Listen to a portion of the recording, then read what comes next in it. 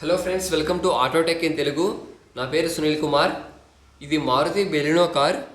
Customer మా దగ్గరికి ప్రతిరోజు ఉదయము కూలెంట్ చెక్ చేసినప్పుడు హాఫ్ లీటర్ కూలెంట్ అయితే తగ్గుతుంది అనే ప్రాబ్లంతో అయితే తీసుకుని వచ్చాడు. మేము హోస్ పైప్స్ దగ్గర, రేడియేటర్ దగ్గర అంతా చెక్ చేసాము, అన్నీ బాగానే ఉన్నాయి. ఇంకా చివరిగా వాటర్ పంప్ దగ్గర చెక్ చేస్తే వాటర్ పంప్ దగ్గర నుండి కూలెంట్ అయితే లీక్ అయితే అవుతుంది. 10 days బ్యాక్ అయితే షోరూంలో సర్వీస్కి అయితే ఇచ్చారంట కస్టమరు. వాళ్ళైతే ఇది చూడకుండా ఆయిల్ సర్వీస్ అయితే చేసి ఇచ్చేశారు.